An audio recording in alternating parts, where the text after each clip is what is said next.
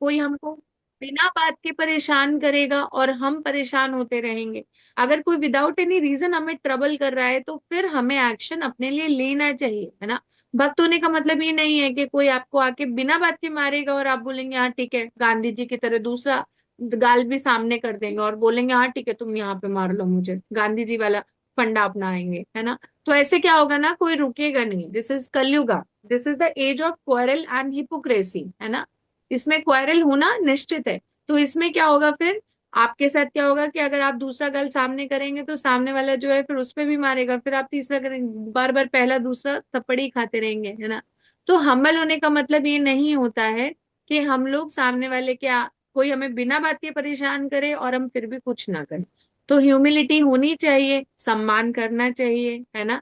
Humility किस चीज की होनी चाहिए, अपनी पढ़ाई पर बहुत ज्यादा, अपने मार्क्स पर, अपनी पोजीशन पर हमें बहुत ज्यादा गर्व नहीं होना चाहिए। I am the topper of class, है ना। तो मैं जो है बाकी सारे बच्चों से अच्छे से बात क्यों करूं, या फिर कई बार ऐसा होता है हम क्लास में देखते हैं, ऐसा होता है कि क्या होता है ना, जो टॉपर होता है और जो बच्चे जिनके सबसे कम मार्क्स होते हैं, मैम भी कभी मजाक उड़ा देती है क्लास में कि तुम फर्स्ट आए हो लेकिन नीचे से, है ना। तो हम लोग उनको चिढ़ाते हैं कि बताओ इसके मार्क्स नहीं आ रहे, उसको थोड़ा अजीब निगाहों से देखते हैं, जैसे कि वो व्यक्ति जो है वो मतलब कुछ मतलब काइंड ऑफ इंफीरियरिटी कॉम्प्लेक्स में वो व्यक्ति चल जाता है। तो वो भी सही नहीं है, क्योंकि मैंने कल लास्ट क्लास में मैंने आपको क्या बताया था कि भगवान कहते हैं भगवत गीता में कि मैं क्या हूँ, स्मृति हूँ, है ना। मैं ही स्मृति हूँ और मैं ही विस्मृति हूँ। तो अगर हमें, हम जो भी चैप्टर लर्न करके जाते हैं और हमें जो एग्जाम में हम कर पा रहे हैं वो हमें भगवान की वजह से मिल रहा है। अगर भगवान अभी एक सेकंड में अपनी स्मृति वापस ले लेना तो आप सब लोग ब्लैंक हो जाओगे एग्जाम में। आप लोगों को कुछ समझ ही नहीं आएगा लिखना क्या है, क्यों, क्योंकि स्मृति तो भगवान है और भगवान अपनी स्मृति वापस लेंगे तो फिर आप कैसे करेंगे, है ना। इसलिए हमें समझना चाहिए कि हमारे अगर अच्छे मार्क्स आते हैं, अगर हम स्पोर्ट्स में अच्छे हैं, हमारे अंदर कोई क्रिएटिविटी या कोई भी टैलेंट है, तो वो सिर्फ कृष्णा की वजह से है, उन्होंने आपको दिया है। अगर उसे वो वापस ले लें, और जो वो वापस ले सकते हैं, है ना। होता है ना मूवीज में कई बार हम देखते हैं कि सर पे चोट लगी, याददाश्त चली गई, फिर वो सो के उठे और बोले मैं कहाँ हूँ, है ना। तो अगर ऐसा आपके साथ हो जाए तो एग्जाम से ठीक पहले ऐसा हो जाए, अभी मंडे से सबके एग्जाम शुरू होने वाले हैं कई बच्चों के, तो क्या हो कि आप लोग एग्जाम देने जाओ और एकदम से नींद आ जाओ और उठो और बोलो मैं कहाँ हूँ, ये कौन सा सब्जेक्ट है। तो क्या करोगे, क्या लिखोगे कॉपी में, है ना। और भगवान वापस ले सकते हैं, क्योंकि भगवान क्या बोलते हैं भगवत गीता में, I am the proprietor, I am the controller, है ना। इस पूरी दुनिया में एक ही प्रोपराइटर और एक ही कंट्रोलर है और वो है कृष्णा, सब कुछ उनका है, हम भी उन्हीं के हैं, है ना। हमारे अंदर जो स्मृति है वो है अहम रसो हम अपसु कौनते, हम पानी पीते हैं तो पानी का जो स्वाद होता है, जब बहुत प्यास लगी थी, आजकल तो गर्मी के दिन है, बाहर से खेल के आते हैं, बहुत लगता है जल्दी से पानी मिले, है ना। और हम पानी पीते हैं तो जो पानी का जो स्वाद होता है ना, वो जो संतुष्टि मिलती है जब आप बहुत प्यासे होते हैं और आपको पानी मिलता है, वो भगवान है ना। तो आप सोचिए कि भगवान कितने संतुष्ट करने वाले हैं। और वो अगर अपनी चीजें वापस ले लें तो कोई कुछ कह नहीं सकता। अगर आप किसी रेंट वाले मकान में रह रहे हैं तो मकान मालिक जब चाहे आपको वहां से निकाल सकता है, उसके पास अथॉरिटी है ना। तो भगवान भी हमारे हर टैलेंट, क्रिएटिविटी, स्मृति यानी मेमोरी के भी मालिक हैं। वो जब चाहे हमसे वापस ले सकते हैं, फिर आप एग्जाम में कुछ नहीं लिख पाओगे, है ना। तो अगर आपके बहुत अच्छे मार्क्स आ रहे हैं तो आपको खुश होना चाहिए या आपको थैंकफुल होना चाहिए कि थैंक्स टू कृष्णा कि उनकी वजह से मेरे ये मार्क्स आए, बिकॉज उन्होंने मुझे सारा पेपर याद दिलाया सही समय पर, है ना। कई बार ऐसा होता है कि क्वेश्चन का आंसर तब याद ही नहीं आता जब एग्जाम चल रहा होता है, एग्जाम के बाद याद आता है ना। या कुछ लोगों की मेमोरी बहुत खराब होती है, तो आपको क्या करना चाहिए, आपको कृष्णा जी के पैर पड़ जाना चाहिए पूरी तरीके से। कृष्णा जी आप ही मेमोरी हो, प्लीज मेरी मदद करो, मुझे एग्जाम में याद नहीं होता, आप मदद करोगे तो ही जाकर मुझे याद हो पाएगा, है ना। तो हम लोगों को उनसे प्रार्थना करनी चाहिए, ठीक है। तो ह्यूमिलिटी में हमने ये सीखा था कि हमें हम्बल रहना चाहिए।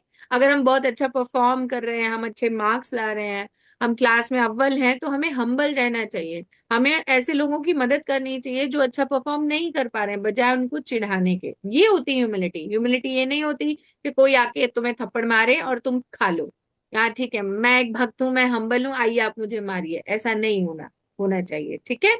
तो आज का जो हमारा टॉपिक है, नेक्स्ट वर्ड जो हम सीखने जा रहे हैं जो एक भक्त में होता है, वो है serving to Guru, serving to हमारे जो टीचर्स होते हैं, रिस्पेक्टिंग टीचर्स, ठीक है। और ऐसा क्यों जरूरी है, पहले हम उस चीज को समझेंगे एंड देन फिर हम दो बहुत प्यारी स्टोरी भी सुनेंगे। ठीक है, तो मैं स्क्रीन शेयर करती हूँ।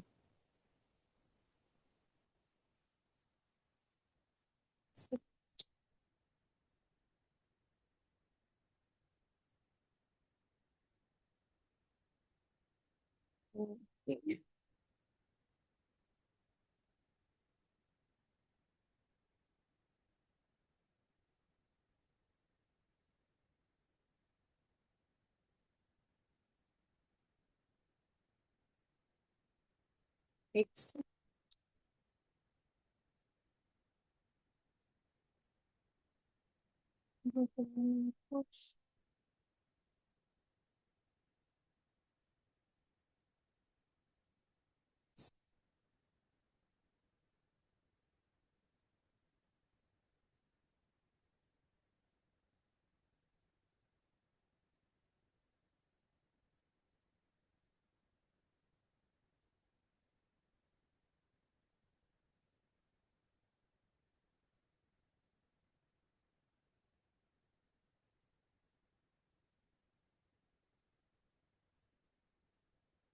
ठीक है।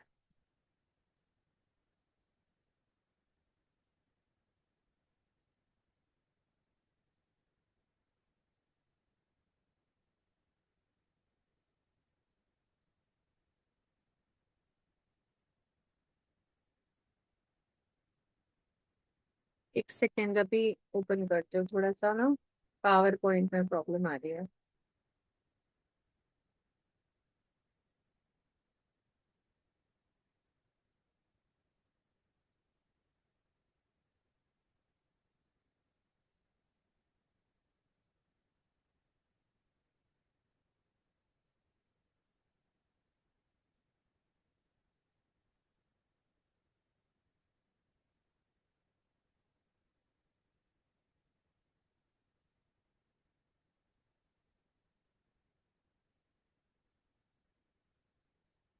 हाँ, कहाँ है? आई होप स्क्रीन सबको विजिबल, अभी व्हाट्सएप शो कर रहा होगा ना आप लोगों को।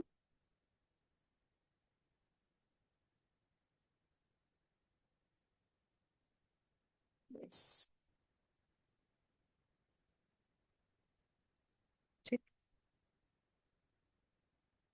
ठीक है, स्क्रीन विजिबल है, हम मार्क करके शो कर सकते हैं। ठीक है, okay, thank you Avani. Right, ठीक है, तो आज का हम टॉपिक स्टार्ट करते हैं। सद्गुणा वर्च्यूज सर्विस टू टीचर्स, आज का जो टॉपिक है हमारा, सर्विस टू टीचर्स, जो हमारे गुरु होते हैं, और वो सिर्फ आध्यात्मिक गुरु नहीं, भौतिक गुरु भी है ना। हमें अपनी लाइफ में हर स्टेज पे गुरु की जरूरत पड़ती है ना। सबसे पहली गुरु हमारी कौन होती है? हमारी माता। हमें चलना सिखाती है, ब्रश कैसे करना है ना, ये सिखाती है।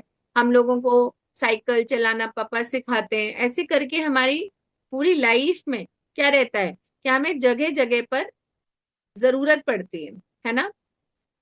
ठीक है, तो जो सबसे पहले जो हमारी टीचर होते हैं वो हमारी मम्मा होती है, एंड देन उसके बाद एबीसीडी सिखाना, छोटे से छोटे काम जो हमको करने होते हैं वो हमें सीखने पड़ते हैं। अगर आप मान लो आपको फॉर सपोज कि आपको तबला बजाना सीखना है ना, तो आप क्या करेंगे? आप बिल्कुल पहले से सीख कर आए हैं और अब जाएंगे तबला खरीदेंगे और बजाना चालू कर देंगे, है ना? क्या ये पॉसिबल है? चाहे आप किसी गुरु के पास जाएं, चाहे यूट्यूब पे सर्च करें तबला बजाने का जो रहते हैं ना लेसन्स, तो आप क्या करेंगे? मदद लेंगे ना किसी की, जाके सीखेंगे। अभी आप सब लोग स्कूल जा रहे हैं, तो आप स्कूल क्यों जा रहे हैं? क्योंकि वहां आपको बताया जा रहा है कि इस तरह से करना है ना, कैसे। ठीक है, तो ये सब भी अनम्यूट कर पा रहे हो? हाँ। हरे कृष्णा माता जी, जन्नत के नाम। माता जी, स्क्रीन शेयर तो हो रही है बट व्हाट्सएप ही दिख रहा है अभी। अच्छा, एक सेकंड में भी शायद ना,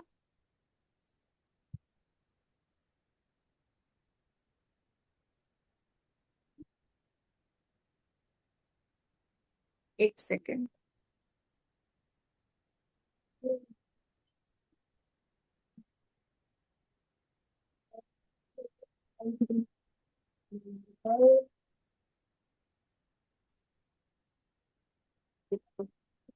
वेट, मैं देख रही हूँ, शायद नेट की वजह से ऐसा हो रहा हो। सभी को व्हाट्सएप शो हो रहा है?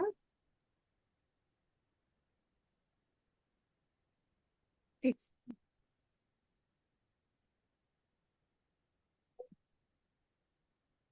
अच्छा ओके, ठीक है, मैं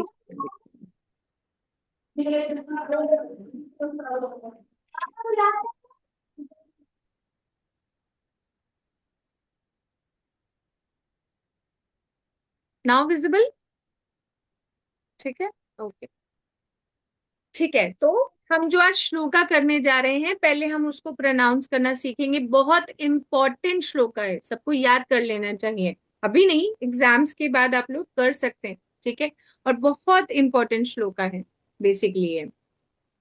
तो श्लोका जो है वो हमारा क्या कहता है, ये श्लोका है अध्याय 4 यानी कैंटो 4। ठीक है, 34th श्लोका। ये भगवान बता रहे हैं अर्जुन को। अर्जुन पूछते हैं कि मैं ज्ञान कैसे लूं, भगवान मुझे बताइए क्या तरीका है ज्ञान प्राप्त करने का, क्या तरीका है? अगर मुझे कुछ भी नॉलेज चाहिए तो मुझे कैसे भगवान से लेनी चाहिए, है ना? या फिर गुरु से कैसे लेनी चाहिए? तो भगवान बताते हैं कि एक्चुअली में क्या तरीका होता है जब हम किसी गुरु के पास जाते हैं। ठीक है, तो श्लोका इस तरह से है। उसकी first line, second line, third line, fourth line, जो भी प्रोनाउंस करना चाहते हैं अपना हैंड रेस करें, मैं अनम्यूट करूंगी। पहले मैं बोलती हूँ, फिर आप मेरे पीछे बोलिएगा। ठीक है। तद्विद्धि प्रणिपातेन परिप्रश्नेन सेवया उपदेक्षन्ति ते ज्ञानम ज्ञानिनस्तत्वदर्शिना। एक बार फिर से बोल रही हूँ। तद्विद्धि प्रणिपातेन परिप्रश्नेन सेवया उपदेक्षन्ति ते ज्ञानम ज्ञानिनस्तत्वदर्शिना। ठीक है, जाओमी। नाम तो चेंज कर लो बेटा, कौन है ये जाओमी? 23129। अनम्यूट करिए बेटा। कर पा रहे हैं अनम्यूट? यस। हरे कृष्णा माता जी। हरे कृष्णा। माता जी सॉरी, मैं ऋषभ बोल रहा हूँ माता जी। एक्चुअली कोई क्या है बात कि ये नहीं। फोन बेस ज्वाइन किया मैंने। कोई बात नहीं प्रभु, कोई बात। यस, बोलिए। जी माता जी, पहला लाइन आप बोल सकते हैं थोड़ा? एक्चुअली मेरे को जी मैं श्योर श्योर, देख नहीं मैं सकता फिर मैं। से बोलती हूँ। हाँ, तद्विद्धि प्रणिपातेन परिप्रश्नेन सेवया। माता जी, तद विधि प्रणिपाते, उसके बाद है नहीं याद आ रहा माता जी। परि परिप्रश्नेन सेवया, सेवया। परिप्रश्न सेवया। परिप्रश्नेन सेवया। थैंक यू प्रभु, थैंक यू। हरे कृष्णा प्रभु जी, माता जी। Hare Krishna. Yes Avani, last two lines बोलिए। उपदेक्षन्ति ते ज्ञानम ज्ञानिनस्तत्वदर्शिना। ते देक्षन्ति ते ज्ञानं जना जनानि नस्तत्वदर्शिना। ये ज्ञानी ऐसे ज्ञा पढ़ेंगे, ठीक है? उसमें जे लिखा हुआ है बट हम पढ़ते हैं ज्ञा से। ज्ञानिनस्तत्वदर्शिना। ओके माता जी। ठीक है, ठीक है, ठीक है। अच्छा, और कौन रीड करना चाहेगा? लकी प्रभु ने अभी हाथ हैंड रेज किया था। लकी प्रभु पढ़ो पहली दो लाइंस।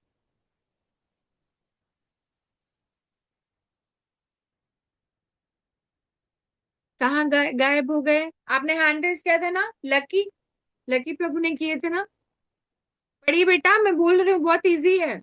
डरने वाली कोई बात नहीं है इसमें, संस्कृत का श्लोक ही तो है, इसमें क्या डरना इतना। अच्छा, कौन पूरा श्लोक पढ़ेगा? जिन्होंने अभी नहीं पढ़ा कोई हैंड रेस करिए, जो पूरा श्लोक पढ़ना चाहते हैं। आकृति, विनी, अक्षत, रिद्धि, ईशु जोशी, शालिनी, कौन पढ़ेगा? हैंड रेस करो। मैं एक बार फिर से बोल रही हूँ। तद्विद्धि प्रणिपातेन परिप्रश्नेन सेवया उपदेक्षन्ति ते ज्ञानम ज्ञानिनस्तत्वदर्शिना। यस शालिनी, एक सेकंड में अनम्यूट कर। यस। हरे कृष्णा माता जी, दंडवत प्रणाम। हरे कृष्णा, दंडवत प्रणाम। पीहू माता जी हैं। हाँ, जी माता जी। पढ़ो। तद्विद्धि प्रणिपातेन परिप्रश्नेन सेवया उपदेक्षन्ति ते ज्ञानम ज्ञानिनास्तत्त्वदर्शिना। हरि बोल, वेरी नाइस। पीहू माता जी, हरे बोर्ड कृष्णा। एग्जाम्स हो गए? जी माता जी को तो 7 मार्च को ही हो गए थे। उसके ओके, बाद एक्चुअली हम लोग ओंकारेश्वर मतलब आई नो। ज्योतिर्लिंग के हाँ, दर्शन करने आ गए थे। हरि बोल, तो वेरी। अभी हम लोग दिल्ली टाइम रहते बस। चलिए ठीक है, नाइस नाइस, ठीक है, ओके, थैंक यू। अच्छा, गौरव मिश्रा, चिन्मयी, गौरव मिश्रा पढ़ेंगे पहली लाइन? पढ़ो पढ़ो, अनम्यूट करो बेटा। पहली लाइन पढ़ेंगे। तद्विधि प्रणिपातेन, बोलो। तत्विधीपणे प्रार्थने परिप्रश्नेन सेवया, परिप्रश्नेन सेवया सेवया उपदेक्षन्ति ते ज्ञानम, फिर से बोलो, उपदेक्षन्ति ते ज्ञानम, उपदेशन्ति ते ज्ञानम् ज्ञानिनस्तत्त्वदर्शिना। ज्ञानिनस्तत्त्वेन हरि दर्शिना। बोल, very good very good, very nice, very nice, ठीक है। तो ये श्लोक हमने सबने पढ़ लिया, बहुत इंपॉर्टेंट श्लोक है, जो लर्न कर सकते हैं, याद करें इसको, बहुत अच्छा श्लोक है। आप कल को किसी और को भी प्रीच करने जाओगे ना, तो उसको बताने में ये काम आता है, बहुत इंपॉर्टेंट श्लोक है ये। मैंने क्लास में भी कई बार पहले भी ये 3 वर्ड बोले हैं, तद्विद्धि प्रणिपातेन परिप्रश्नेन सेवया, है ना। अब इसको हम समझते हैं कि ये श्लोक क्या कह रहा है, ठीक है। तो सबसे पहले तद्विधि, हे अर्जुन, नो दिस, जान लो, ठीक है। कैसे? बाय सबमिसिवनेस, सबमिसिव क्या होता है? समर्पण भाव से जाना चाहिए, सबमिसिवनेस, है ना, सबमिसिव होके समर्पण भाव से। कई लोग ना बहुत चैलेंज मोड में जाते हैं गुरु के पास, चैलेंज करने, चेक करने जाते हैं, देखते हैं कितने बड़े ज्ञानी हैं, ऐसे ऐसे क्वेश्चन पूछेंगे, जानबूझ के पूछेंगे जिससे ना उन्हें फंसा दिया जाए, इस तरह से भी लोग जाते हैं। या फिर कोई लोग अपने को बहुत नॉलेजेबल मानते हैं और उनको लगता है मुझसे ज्यादा ज्ञानी कोई है नहीं, तो वो ना डिबेट करने पे आ जाते हैं। वो ये समझते नहीं है कि उनको ज्यादा पता है। देखो, हमेशा कहते हैं गुरु को देखना नहीं चाहिए, गुरु को सुनना चाहिए, कानों से सुनने का प्रयास करना चाहिए, देखना नहीं चाहिए, है ना। लेकिन क्या होता है, लोग ना उनको सुनाने जाते हैं, उनको अपना सारा बातें बता देंगे, दुनिया भर की राम कहानी सुना देंगे, इधर का उधर का, ये वो, मेरा घर बार। हमेशा कहते हैं साधु से हमेशा सुनना चाहिए, वहां जाके ना कभी भी अपनी राम कहानी नहीं गानी चाहिए, क्योंकि गुरु के पास वैसे ही कम समय होता है, कम समय होता है, और हम जाके उसमें अपना सारा रोना रोएंगे तो फिर उनकी बात कब सुनेंगे, है ना। तो सब में सब समर्पण के भाव से जाना चाहिए। उसके बाद रेलेवेंट इंक्वायरीज बहुत इंपॉर्टेंट है। भगवत गीता की क्लास चल रही है और जो है वो मूवी की बात पूछने लगे, है ना, कि माता जी वो जो है ना बी आर चोपड़ा की महाभारत थी, उसमें तो कृष्णा ने ऐसे दिखाया था, उसमें तो ऐसे बताया था। ये इररेलेवेंट क्वेश्चन हो, जिनका कोई दूर दूर तक वास्ता नहीं, है ना।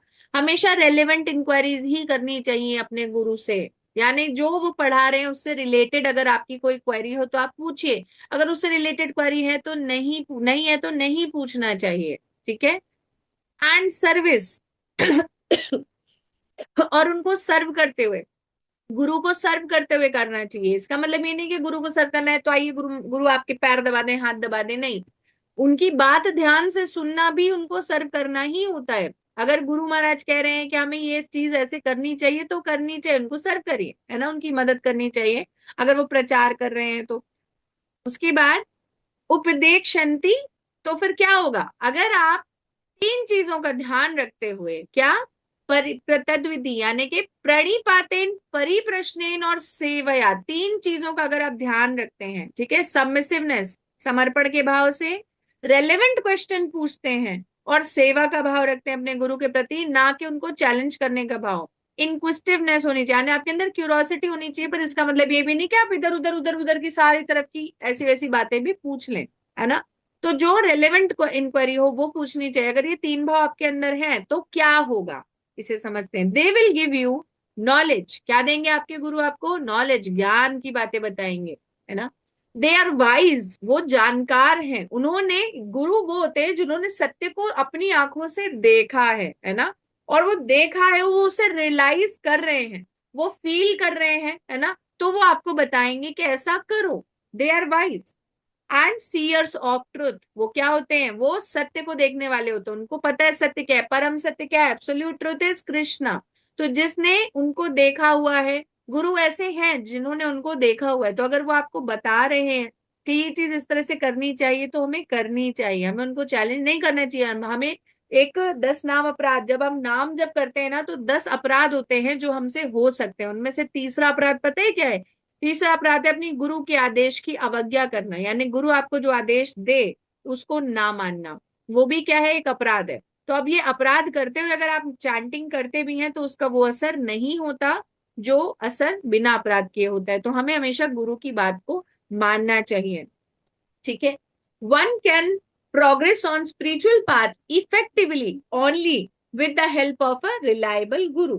हम लोगों को हमेशा समझना चाहिए कि हम लोग अपने से आध्यात्मिकता की तरफ नहीं जा सकते। अच्छा आप ये बताओ, इतने सारी भगवत गीता की बुक्स हैं, है ना, भगवत गीता में अपने 700 श्लोका हैं, भागवत महापुराण में 18,000 यानी 18,000 श्लोकास हैं, है ना, और उसके बाद चैतन्य चरितामृत और ऐसे कई सारे पुराण हैं। तो हम क्या सोच सकते हैं हम इतने ज्ञानी हैं कि हम जो है सारे के सारे पुराण जो है वो हम पढ़ लेंगे और हमें समझ में आ जाएगा? हमें एबीसीडी पढ़नी होती है, हमें साइंस पढ़नी होती है, तो उसके लिए हम स्कूल में जाते हैं, है ना, हम वहां जाके पढ़ते हैं।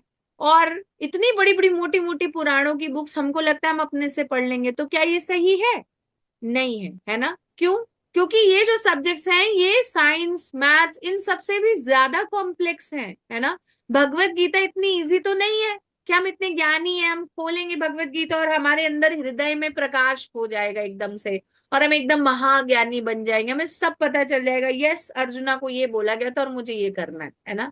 ये कलयुग है बेटा, हम लोग मंदा सुमति मतया, हम लोग कलयुग के व्यक्ति हैं, हम लोग की मेमोरी बहुत अच्छी नहीं है ना। भगवान कृष्ण ने अर्जुन को 45 मिनट में भगवत गीता समझाई थी और अर्जुन जो है भगवान की एक एक बात को समझ लिया, एक्सेप्ट कर लिया और फॉलो भी कर दिया, है ना। और हम लोग को 45 साल भी अगर भगवत गीता कोई समझाता रहे और हम उसे अप्लाई कर लें तो हमें अपने आप को बहुत अच्छा मानना चाहिए, बिकॉज वी आर कलयुगी मनुष्य, हम लोग कलयुगी के व्यक्ति है। हम लोग की जो बुद्धि है वो उतनी तीव्र तीक्ष्ण नहीं होती है ना। तो हमें समझना चाहिए। हमारे इंडिया में क्या होता है कि साइंस मैथ्स के लिए तो स्कूल जाएंगे, है ना, टीचर से जाके पूछेंगे और भगवत गीता खुद ही खोल के बैठ जाएंगे, भागवत महापुराण खुद ही खोल के बैठ जाएंगे और सोचेंगे कि हमें सब अपने से आ जाएगा, हमें सब पता है, हम सब ज्ञानी हैं, जबकि ये जो टॉपिक्स हैं वो बहुत डीप हैं और बहुत ज्यादा कॉम्प्लेक्स हैं। फिर भी हमें क्या लगता है कि हम लोग जो है वो अपने से कर सकते हैं, है ना। तो हमें हमेशा ध्यान रखना चाहिए कि अगर हम भगवान के बारे में जानना चाहते हैं, है ना, तो क्या होगा, तो हम उसी से जान सकते हैं ना जिसने भगवान को जाना हो। जो खुद मैथ्स जानता है वही आपको मैथ्स पढ़ाता है ना। ऐसा तो नहीं है आपके क्लास टीचर्स जो हैं वो बिना पढ़े लिखे अनपढ़ लोग हैं, उन्होंने मैथ्स को उनको सॉल्व करना क्वेश्चन आता है तो वो आपको करा देते हैं, है ना। अगर उनको नहीं आएगा तो आपसे कैसे कराएंगे? तो उसी तरह से जो हमारे स्पिरिचुअल गुरु होते हैं, हमारे गुरु होते हैं, उन्होंने खुद ने कृष्ण को देखा हुआ है तो आपको दिखा सकते हैं, है ना, वो बता सकते हैं कि ऐसे करने से आपको कृष्ण के दर्शन होंगे, है ना। Not bye independent study of books, that is very important. आप लोग अभी क्लास 5th में हो, कोई 6th में, कोई 7th में, कोई 8th में, 9th में, तो आप लोग 9th में ऐसा तो नहीं है कि बुक लेके आते हो और खुद ही अपना पढ़ लेते हो और सब एग्जाम दे आते हो, बोर्ड एग्जाम्स आपके हो जाते हैं, सब समझ में आ जाते हैं? नहीं, सबको टीचर्स की जरूरत पड़ती है ना। कोई कोचिंग जाता है, कोई टीचर्स के पास जाता है, कोई स्कूल टीचर से पूछता है ना। अपना इंडिपेंडेंट नहीं पढ़ते तो फिर भगवत गीता इंडिपेंडेंट कैसे पढ़ लेते हैं? भागवत महापुराण कैसे इंडिपेंडेंट पढ़ सकते हैं? सोचने वाली बात है ना। जब बाकी सारी बुक्स के लिए टीचर चाहिए तो फिर पुराणों के लिए टीचर्स क्यों नहीं चाहिए? हमको ऐसा क्यों लगता है कि हम इतने इंटेलिजेंट है कि हम पढ़ेंगे और हमें सब समझ में आ जाएगा, है ना। तो क्या कहते हैं, approach the guru to show the right way, not to sanction your concocted way. और सबसे इंपॉर्टेंट चीज, कई लोग क्या करते हैं, गुरु के पास ऐसे जाते हैं, ठीक है, बुक लेके जाएंगे, गुरु जी मैंने ये भगवत गीता पढ़ी और मुझे ऐसा लगता है कि श्लोक का ये मतलब है, सही कह रहा हूं ना मैं? ऐसा होता है ना। तो कभी भी गुरु के पास ये जाकर कहना चाहिए, क्या कहना चाहिए कि मुझसे अपराध हुआ है, मैंने अपने से ये श्लोक पढ़ लिया और मुझे ऐसा लगा, मेरी इतनी कम बुद्धि में मुझे ऐसा लगा इसका ये मतलब होता है, क्या आप बताएंगे कि मैं सही हूँ या मैं गलत हूँ? आप प्लीज मुझे ठीक करें, है ना। लेकिन कुछ लोग क्या बोलते हैं, मैंने तो पढ़ा और मुझे तो लगा गुरु जी यही है, यही इसका मतलब है, यही इसका सार है, ऐसा वो लोग सोचते हैं। तो ऐसा नहीं सोचना चाहिए।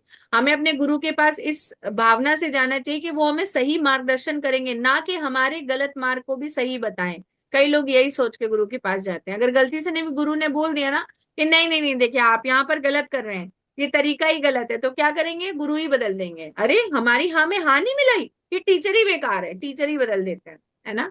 तो ये लोगों की सोच होती है। तो हमें हमेशा गुरु के पास ये सोच कर जाना चाहिए कि वो हमसे ज्यादा ज्ञानी है, तो वो हमको बताए कि ये तरीका सही है या नहीं है, मैं इसे सही कैसे करूं। ठीक है, क्लियर है ना ये सबको। Next, theoretical knowledge. हम लोग क्या करते हैं, थ्योरेटिकल नॉलेज हमारे पास होती है, लेकिन वो हमेशा थ्योरी में ही बनी रहेगी अगर आप गुरु को सर्व नहीं करते, अगर आप गुरु की सेवा नहीं करते तो आपकी जो नॉलेज है ना वो किताबी ही रह जाएगी।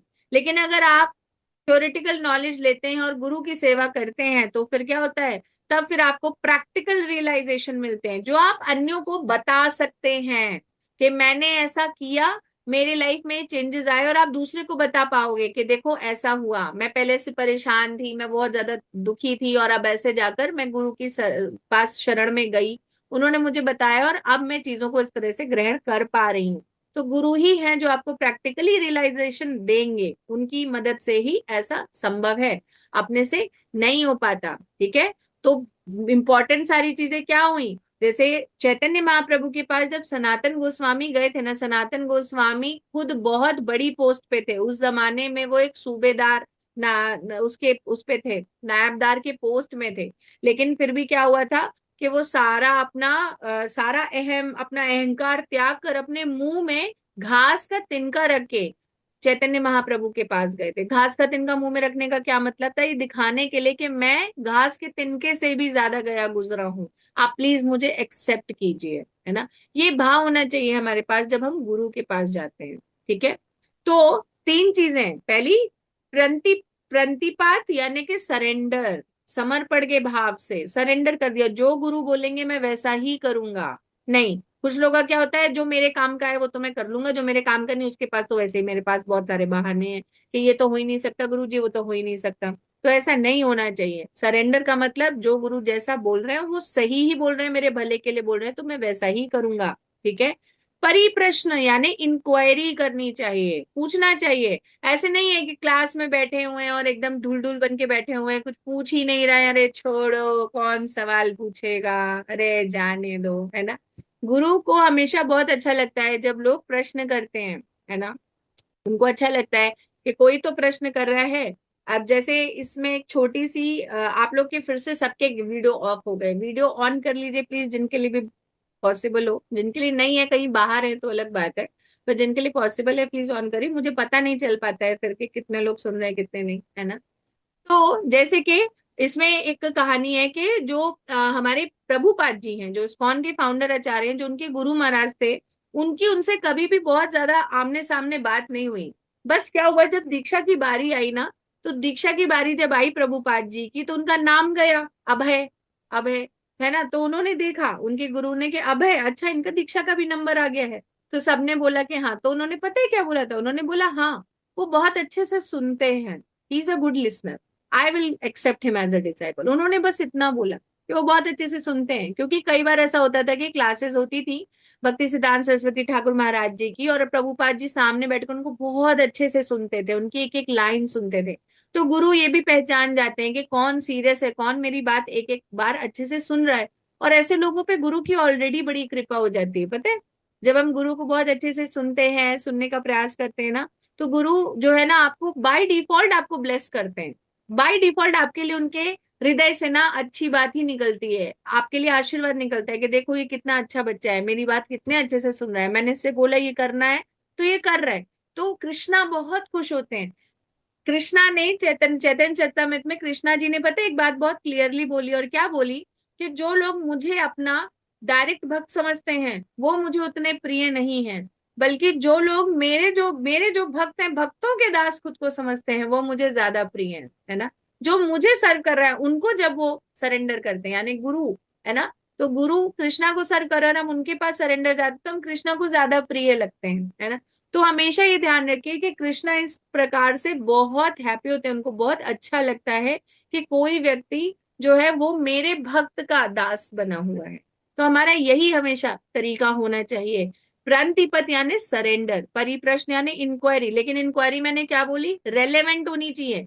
ऐसा नहीं है कि जो है टॉपिक चल रहा है भगवत गीता का और आप जो है साइंस फिजिक्स के क्वेश्चन पूछना चालू कर देंगे। अब बताने पे तो फिर गुरु वो भी बताएंगे बेचारे, क्या करेंगे, लेकिन वो रेलेवेंट होना चाहिए, है ना। ये नहीं है कि नहीं माता जी आप गलत बता रही हैं, भगवत गीता में गलत लिखा है, हमने देखा है वो बी आर चोपड़ा की महाभारत में ऐसे दिखाया गया था तो ऐसे ही होगा, है ना। तो ऐसा नहीं होता। ठीक है।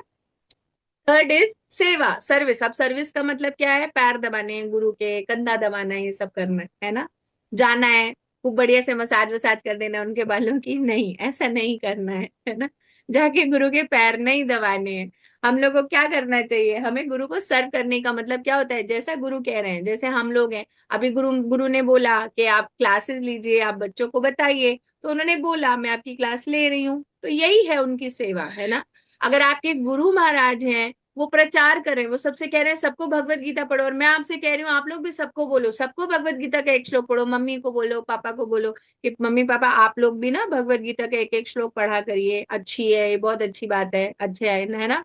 तो जब आप ऐसा करेंगे तो फिर आप क्या करेंगे, आप मुझे सर्व कर रहे हैं क्योंकि मैंने आपसे बोला कि आप सबको बोलो, और आप उनको बोल रहे हैं। दैट इज सर्विंग, है ना। मेरे बालों में से आके कोई मसाज नहीं करनी है और मेरे पैर भी नहीं दबाने हैं, ठीक है, वो सर्विंग नहीं होती। ठीक है। And then no blind following, बहुत जरूरी है। हमारे समाज में इस समय से बहुत सारे लोग मिल जाएंगे जो ब्लाइंडली फॉलो कर रहे हैं, ऐसे कई सारे गुरु बन के बैठे हुए हैं, वो बोलेंगे हमारी जिंदगी में दिक्कत आ रही है तो बोलेंगे कि चाउमीन के साथ लाल चटनी खाना बंद कर दो, हरी चटनी खाओ और सारे दुख दूर हो जाएंगे। And they are blindly following, कोई लॉजिक नहीं है पर ब्लाइंडली फॉलो कर रहे हैं। देखिए इसमें क्लियरली लिखा है गुरु को कैसे पहचानना चाहिए। पहचानने का सिंपल सा तरीका है, उनको सुनिए, ना कि उनको देखिए कि वो दिख कैसे रहे हैं, सुंदर दिख रहे हैं कि नहीं, साफ बहुत बहुत बढ़िया अच्छे सिंहासन पे बैठे हैं कि नहीं, चेन वेन सोने की गले में डाली वाली है कि नहीं, डाली वाली है तो मतलब बहुत अच्छे गुरु, नहीं, ऐसा नहीं। कैसे होगा, आप सुनिए और सुन के ध्यान दीजिए कि जो वो बोल रहे हैं वो आपके शास्त्रों से इंक्लाइन कर रहा है या नहीं कर रहा है। अगर शास्त्रों में लिखा है कि हमारे लिए सबसे उत्तम गति है कि हम भगवान के धाम जाएं, और वो आपको बोले कि स्वर्ग ही सबसे बेस्ट है, तो समझ जाइए that this is not a bona fide guru, ये सही नहीं है। और दूसरी चीज, 4 प्रकार की परंपरा है हमारे भारत में, मैंने पहले भी इसके बारे में बताया। तो जो भी गुरु, हमेशा ध्यान दें कि जिनको आप फॉलो कर रहे हैं वो एक ऑथोराइज परंपरा से आ रहे हैं, नहीं गुरु शिष्य परंपरा से आ रहे हैं नहीं। जैसे इस्कॉन है, ब्रह्म माधव गौड़ी संप्रदाय है ना, तो ब्रह्म माधव गौड़ी संप्रदाय कहाँ से चल रहा है, भगवान कृष्ण ने ब्रह्मा जी को ज्ञान दिया, ब्रह्मा जी ने नारद मुनि को, नारद मुनि ने वेद व्यास को, एंड सो ऑन, ये चलता जा रहा है आगे, है ना। तो एक ऑथराइज परंपरा है। और इसमें हम देखते हैं कि कोई जो व्यक्ति लाइन लाई करता है या नहीं करता है, अगर वो किसी सही परंपरा से नहीं है, शास्त्रों के ऑपोजिट बोल रहा है, तो इसका मतलब हमें ब्लाइंडली फॉलो नहीं करना है, चमत्कार को नमस्कार नहीं करना है। क्या ऐसे करके किसी ने सोने की चेन निकाल दी और आप करे अरे रे रे रे गुरु महाराज बहुत बढ़िया सोने की चेन आ गई, वाह वाह वाह। अगर इतना ही आसान होता तो इंडिया में इतनी गरीबी है, सबको एक एक सोने की चेन निकाल के दे दें। सोना तो वैसे भी इस समय कितना महंगा है ना। एक सोने की चेन भी इस समय 1-1 लाख की आ रही है, तो सबको निकाल के दे दे, जब इतना ही आसान है तो why are they are not distributing gold, ऐसे ही बांटना चाहिए, है ना। लेकिन लोग मानते हैं ओहो हमारे गुरु महाराज ने सोने की चेन निकाल दी, अरे रे रे रे रे, लड्डू की वर्षा हो गई, इसकी वर्षा हो गई, है ना। बहुत कुछ वर्षा होती रहती है हमारे भारत में। तो हमें कभी भी इन सब चीजों में नहीं जाना चाहिए, है ना। जो गुरु होंगे, कई ऐसे गुरु हैं बोलेंगे मोह माया त्याग दो, और खुद आएंगे मर्सिडीज गाड़ी से, खुद रह रहे हैं एकदम बड़े से महल में, है ना। और जब कथा करेंगे तो चार्ज करेंगे 60 लाख रुपए, 65 लाख रुपए चार्ज करेंगे, भागवतम सुनाने के भी चार्ज करेंगे, उनको थार मिलती है, महिंद्रा थार, है ना। और बोलेंगे कि आप जो है मोह माया, सब मोह माया है छोड़ दो, और उनके 4 नौकर वहीं खड़े हैं जो उनके बस इंतजार में है कि बस बोले क्या बोलना है, चाहिए कोल्ड ड्रिंक चाहिए, पानी चाहिए, है ना, और वो बोलेंगे मोह माया त्याग दो। ध्यान दीजिए, ऐसे गुरुओं पे ध्यान दीजिए कि कौन, उनके एक्शंस पे ध्यान दीजिए और सुनिए कि वो क्या कह रहे हैं, ठीक है। तो जो बोले कि मोह माया त्याग दो और खुद जो है वो बढ़िया से हर हर जगह हेलीकॉप्टर से जा रहा है, तो उस पर विश्वास नहीं करना चाहिए, है ना। तो हमेशा ये चीजें आपको रखनी चाहिए। अगर आप जिनको मान रहे हैं आपके गुरु, है ना, अगर वो इन सारी चीजों में लाई कर रहे हैं, वो शास्त्रों के अनुसार बोलते हैं और वो अपनी बात जो है वो वही चीज बोलते हैं जो शास्त्रों में लिखी है, अच्छा बोल रहे हैं, है ना। वो आपसे किसी तरह की डिमांड नहीं कर रहे हैं, आपको सोने की चेन निकाल निकाल के नहीं दे रहे हैं, इसका मतलब that he is a genuine person, है ना। जेन्युइन पर्सन है, हमें उन्हें फॉलो करना चाहिए। और नो अपसर्ड इंक्वायरीज, है ना। मैंने देखा है एक बहुत मतलब बेचारे वो भी बहुत अच्छे संत हैं, पर मैं देखती हूँ उनके पास ऐसे फालतू क्वेश्चन लेके जाते हैं लोग। एक है संत हमारे वृंदावन के, बहुत अजीब अजीब क्वेश्चंस पूछे जाते हैं। मेरे घर में किसी ने किसी का मर्डर कर दिया था, अब मैं कैसे रहूं, है ना। सब बहुत बेकार क्वेश्चंस, इनका कोई औचित्य नहीं बनता। तो कभी भी हमें अब्सर्ड इंक्वायरीज नहीं करनी चाहिए। हमें गुरु से ये पूछना चाहिए कि मैं अपनी भक्ति कैसे बढ़ाऊं, अपनी साधना को और कैसे बेहतर करूं, है ना। मैं कैसे भगवान में ऐसा क्या करूं कि आपको सर्व करूं। प्रभुपाद जी ने अपने गुरु महाराज से ही पूछा, how can I serve you. आप मुझे एक तरीका बता दो जिससे मैं आपको सर्व करूं। ये हमारा प्रश्न होना चाहिए, है ना कि फलाने के फलाने ने मर्डर कर दिया था तो अब उसको हम कैसे डील करें, है ना। ये सब फालतू क्वेश्चन हमें नहीं करने चाहिए। गुरु का एक एक क्षण बहुत इंपॉर्टेंट होता है ना। हमें कोशिश करनी चाहिए कि उस एक एक क्षण में हम उनसे ज्यादा से ज्यादा ज्ञान ले लें, है ना। कुछ गुरु और शिष्य के एग्जाम्पल है, देखिए यहाँ पर विदुर और मैत्रेय ऋषि। विदुर को सब जानते हैं, नहीं जानते होंगे। विदुर महाराज क्या थे, वो पांडव, धृतराष्ट्र और उनके ये तीनों भाई थे आपस में, ठीक है। पांडव, धृतराष्ट्र और विदुर ये तीनों भाई थे। तो जब भगवान कृष्ण अपना यहाँ पे अपनी लीलाएं समाप्त करके गए तो विदुर जो है उनको पता नहीं था, विदुर तो गए हुए थे अपनी यात्रा पर। तो उनको वहां पे मैत्रेय ऋषि मिले थे। पहले तो उन्हें उद्धव मिले थे। तो उन्होंने उद्धव से बोला कि मुझे अपनी भगवान कृष्ण की कथा करो, तो उन्होंने मना कर दिया। उन्होंने बोला कि मैं यहाँ पर खड़ा हूँ और मेरे सामने एक मुझसे वृद्ध और अपने सीनियर पोस्ट पर ऑलरेडी एक ऋषि हैं, आप उनसे पूछिए। ये भी एक तरीका होता है गुरु को सम्मान देने का, है ना। तो उन्होंने मैत्रेय ऋषि से पूछा और बहुत सरेंडर होकर पूछा। उसी तरह से व्यास, वेद व्यास खुद बहुत नॉलेजेबल थे, पर नारद मुनि उनके पास समझाने आए कि आपने ना एक गलती करी, आपने महाभारत लिखी इसलिए आपको संतुष्टि नहीं हो रही, आपने भगवान की लीलाएं नहीं पढ़ी। अगर कोई और होता वेद व्यास जी की जगह महाज्ञानी, तो बोलता अच्छा नारद मुनि आप मुझे बताएंगे क्या करना चाहिए, हमसे कोई आके बोले तो हम यही करेंगे, आए बड़े मुझे ज्ञान दे रहे हैं। पर उन्होंने बुरा नहीं माना, उन्होंने तुरंत उनकी बात कही, हाँ ठीक है मुझे भगवान की लीलाएं लिखनी चाहिए, है ना। सूत गोस्वामी, इस तरह के कई गुरु शिष्य के उदाहरण हैं। देखिए यहाँ पर राम लक्ष्मण भी भगवान है, फिर भी लोग बोलते हैं ना मुझे गुरु की जरूरत नहीं है, भगवान ही मेरे गुरु बन जाएंगे। लेकिन आप देखें कि चाहे भगवान कृष्ण हो चाहे भगवान राम हो, इन दोनों ने, इनके भी गुरु थे और इन्होंने गुरु की सेवा करी है। देखो यहाँ पे राम लक्ष्मण कैसे अपने गुरु विश्वामित्र के पैर दबा रहे हैं, है ना। तो वो उनके पैर दबा रहे हैं और इस तरह से उनको सर्व कर रहे हैं, है ना। और अब इसी से रिलेटेड दो छोटी छोटी स्टोरी सुनते हैं, ठीक है। स्टोरी है नंबर 1 है कृष्णा और सुदामा की, ठीक है। कृष्ण और सुदामा के बारे में तो सब जानते हैं ना। ये Gaurav Mishra is dancing actually Krishna और सुदामा सब जानते हैं ना, कौन थे। कृष्ण और सुदामा बहुत अच्छे मित्र थे, है ना। तो उनसे ही रिलेटेड कहानी है। एक बार क्या हुआ कि जो कृष्ण और सुदामा के गुरु थे संदीपनी मुनि, उन्होंने उनको लकड़ी लाकर, काट के लकड़ी वन से लाने को बोला कि आप जाइए जंगल में और लकड़ी लाइए। तो उस समय ना थोड़ा मौसम ना थोड़ा सा ऐसे डस्टी सा हो रहा था, लग रहा था कि आंधी बारिश आ सकती है।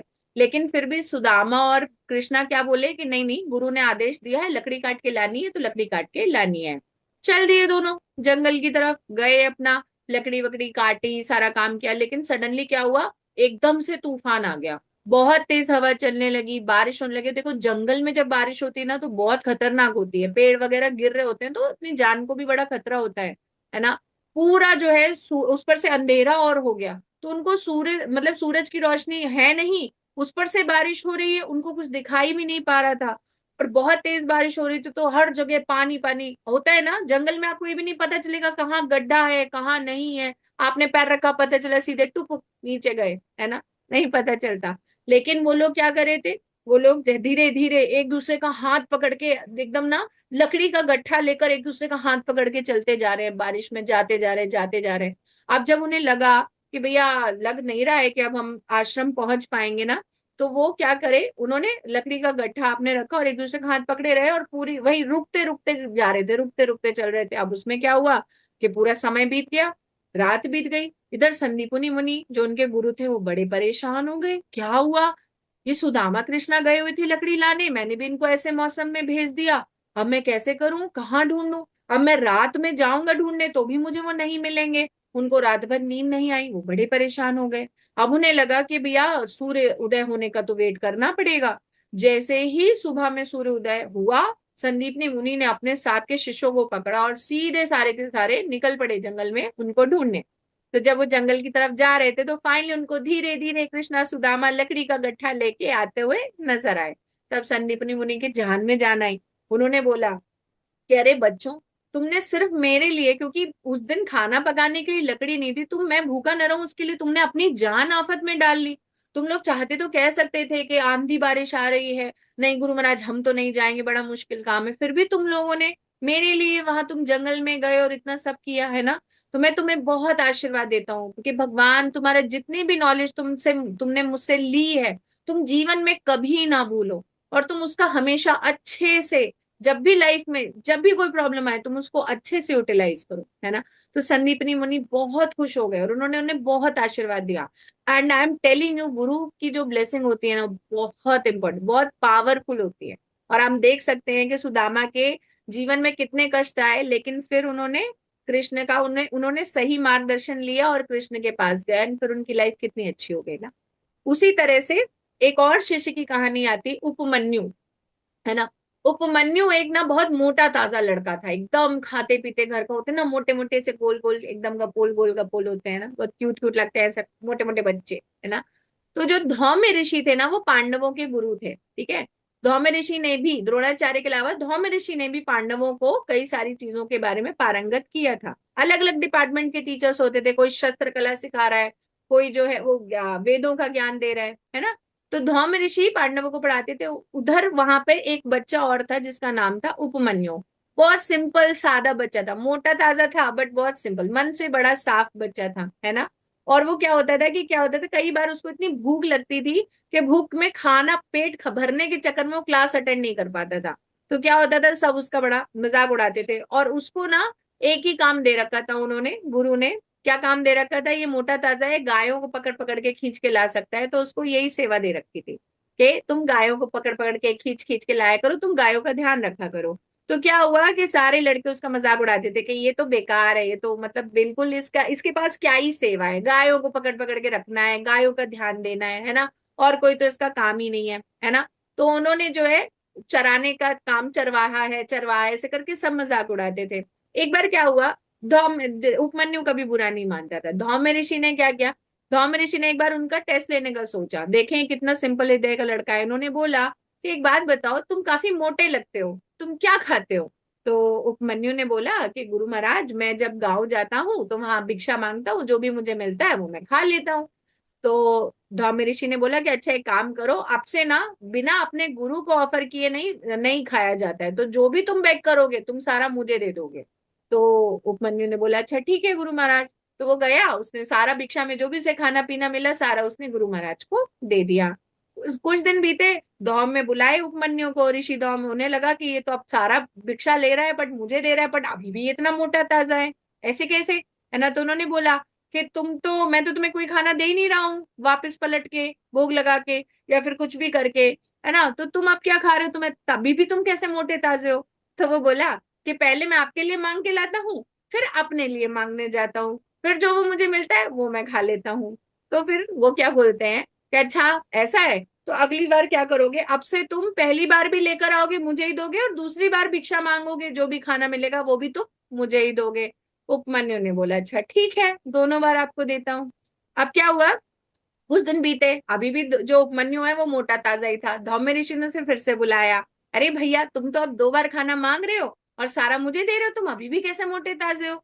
तो उपमन्यु ने बोला कि जो गाय चराने में जाता हूँ मैं उनका दूध पी लेता हूँ।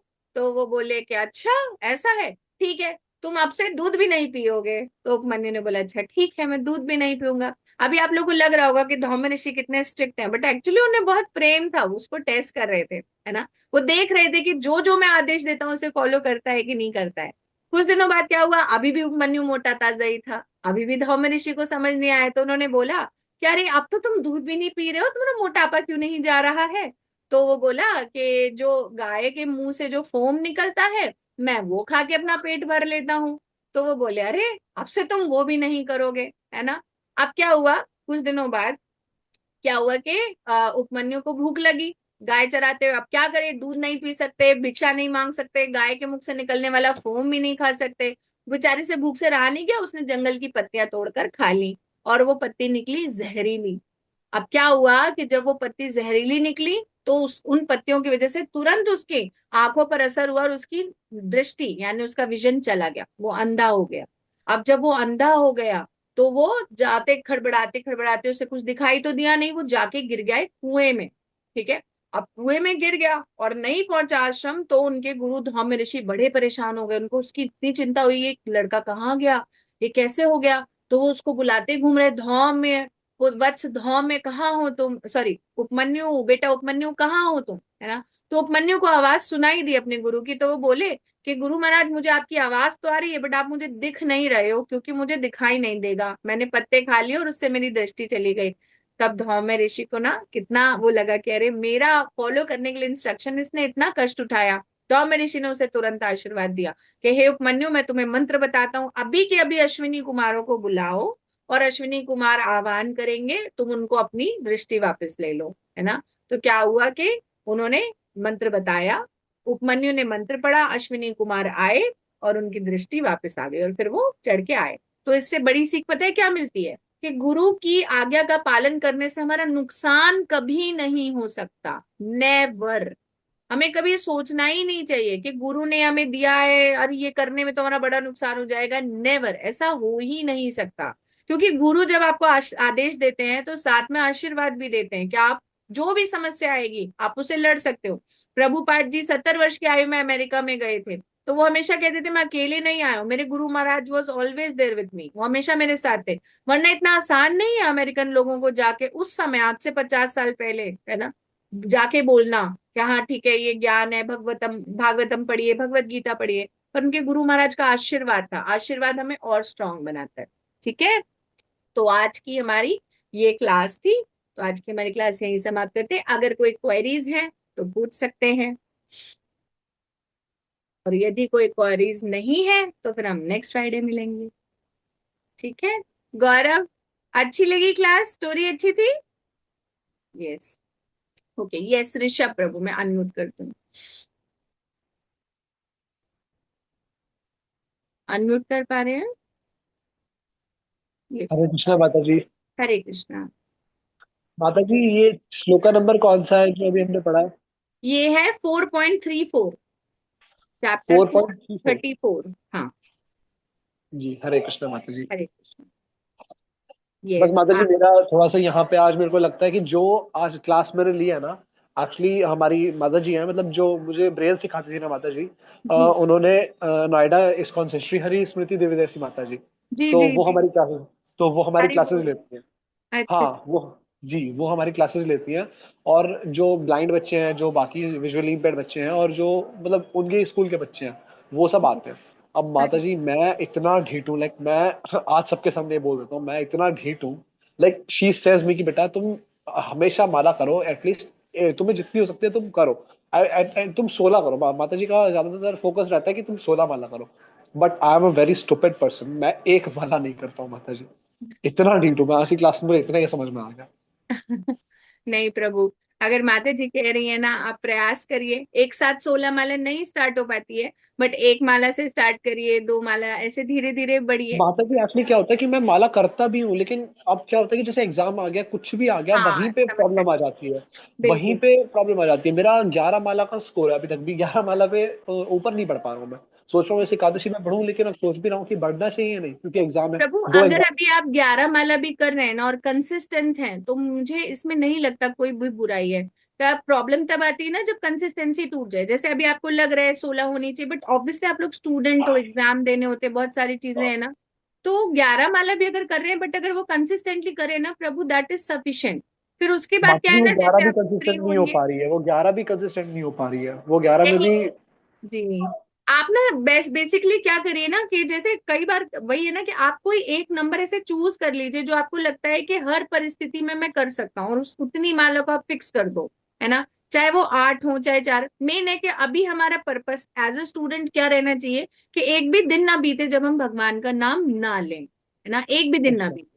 वो अच्छा। इंपॉर्टेंट अभी आप लोगों की लाइफ में, स्टूडेंट लाइफ में ये इंपॉर्टेंट। जैसे और भी बच्चे हैं ना पब्लिक स्कूल के, कोई कोई 10-10 माला करने लगते हैं, कोई 12 करते हैं, बहुत अच्छी बात, मुझे बड़ी खुशी होती है। बट मैं हमेशा बोलती हूँ कि आप लोग क्या है ना, अभी आप लोग स्टूडेंट हो, कुछ दिन आपके बहुत हेक्टिक होंगे, कुछ दिन आपके लूज होंगे, तो क्या हो ना, कंसिस्टेंसी नहीं बनेगी, तो खुद में भी आप लोगों को क्या होगा ना, एक सेटिस्फैक्शन नहीं आएगा।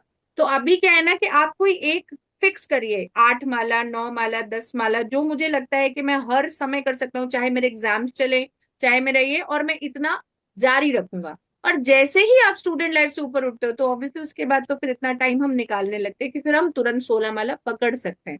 तो अभी प्रयास करिए प्रभु, जैसे आप कह रहे हैं कभी कभी नहीं हो पा रही, तो 11 माला का अगर लेके 11 तो मुझसे नहीं हो पाएंगे, उससे बेटर है कि आप चाहे कम कर लें बट नाम रोज लें, है ना, वो जी इम्पोर्टेंट माता जी। है ना। जी हरे माता कृष्ण। जी, दो माला माता जी हो सकती है, दो ही एक मेरा जितनी आप कर लगता है। सकते हैं, जो आपको लगता है कंफर्टेबली, वो आप करिए, और ये कोशिश करनी है कि बिना उसके करे दिन जाना ही नहीं चाहिए, है ना। जी माता ना आप जी, हरे फिक्स कृष्ण। कर लीजिए जी। हरे जी कृष्ण। हरे कृष्ण माता जी। यस, आकृति अनम्यूट कर पा रहे हैं। मैम वो मैं पूछ रही थी, आप कल नहीं आओगे स्कूल में? आऊंगी, आऊंगी, ओके। कल आऊंगी। पहले तो मैंने बोला था बट आप लोग बोले थे ना कि नहीं आ जाइए, मंडे को एग्जाम है, थोड़ा अच्छा लगेगा। आऊंगी, कल आऊंगी क्लास में। यस। हाँ, अब नहीं।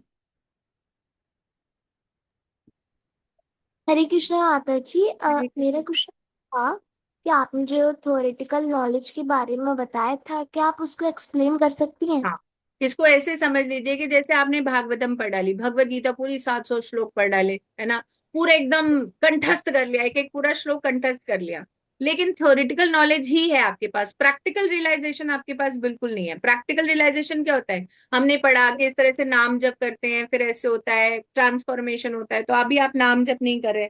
नाम जप करना, सेवाएं देना, सेवाएं आपको कौन देंगे, गुरु महाराज जी दे सकते हैं, है ना। ऐसा तो है नहीं अपने भगवत गीता पढ़ी आप निकल चलेंगे अपने घर से बाहर, बताओ बताओ हे प्रभु मुझे सेवा दे दो, तो लोग बोलेंगे क्या पागल वागल है, ऐसे कैसे सेवा मांग ले रहे हैं, कोई नहीं देगा।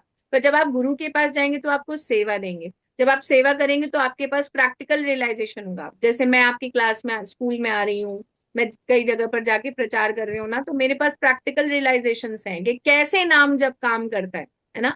कोई मुझे बोलेगा कैसे नाम जब काम करते हैं, तो मैं उनको हजारों एग्जाम्पल्स दूंगी, और वो क्यों, क्योंकि मैंने गुरु की सेवा करी, उन्होंने कहा प्रचार करिए, मैंने लोगों में बदलाव देखा, एंड देन मुझे पता चला कि हाँ ये गुरु महाराज बिल्कुल ठीक कह रहे हैं, है ना।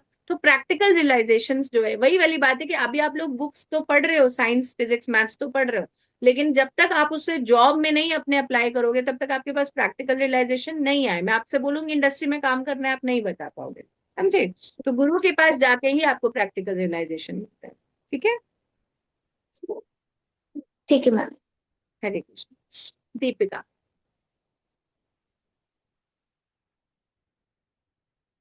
हरे कृष्णा माता जी। हरे कृष्णा।